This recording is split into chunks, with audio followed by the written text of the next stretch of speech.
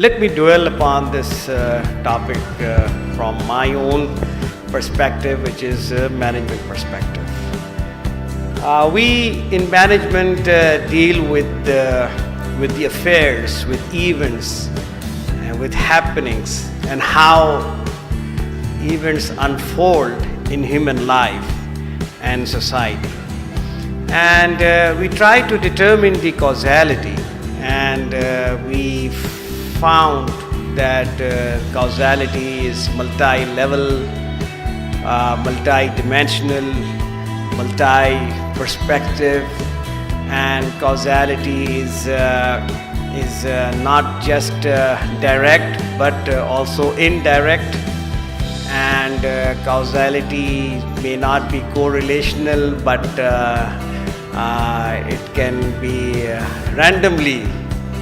very randomly relational. So normally in our thinking we arrive at the linear based correlational subjective notion of causality. We really fail to recognize the pattern of causality and the overall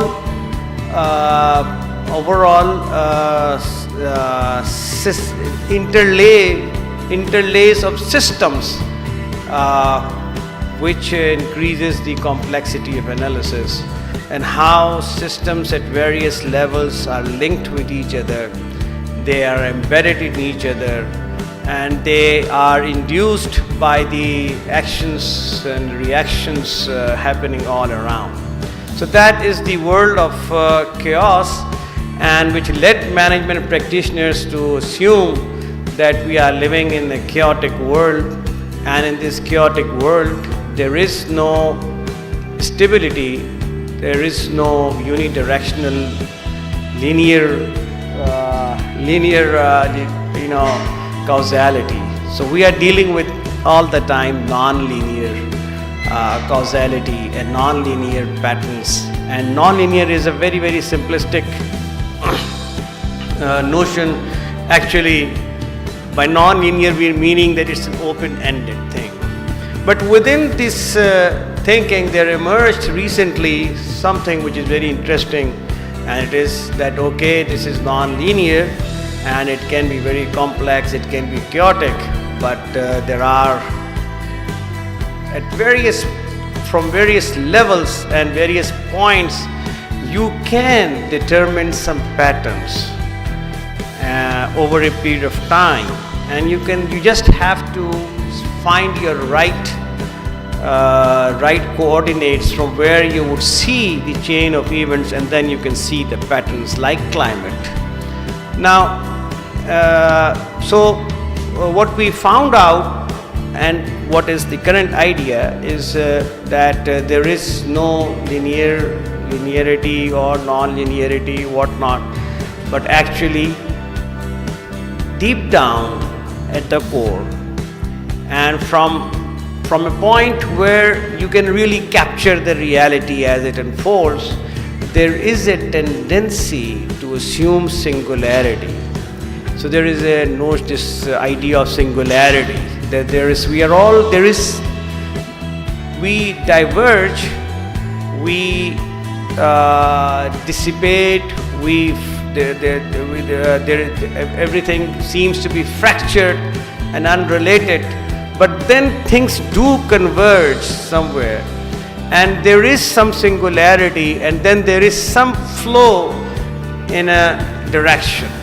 So this has become now a point of analysis, and people are trying to find out how to deal with this chaos and to find out singularity, so that we can really understand the causality.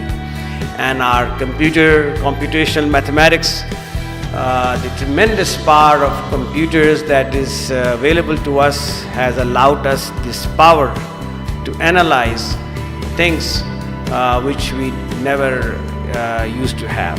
So in social sciences, Dr. Nizam would agree that history has been written by many, in many different ways. Histories have always been about wars and a rise and fall of empires and things like that.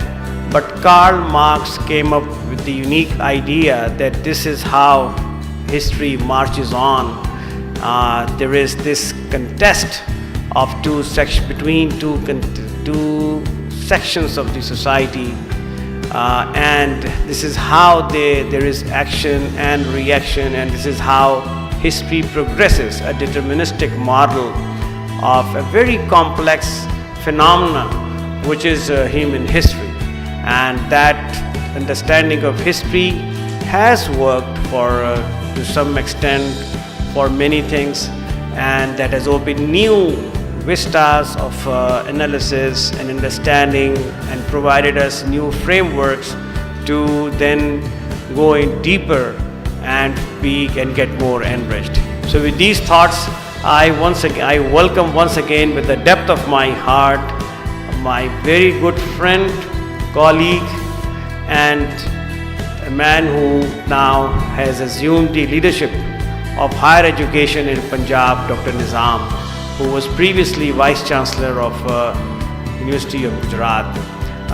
Sir, I am deeply indebted to you that you consider UMT as your home, and you are always here whenever we give you a call.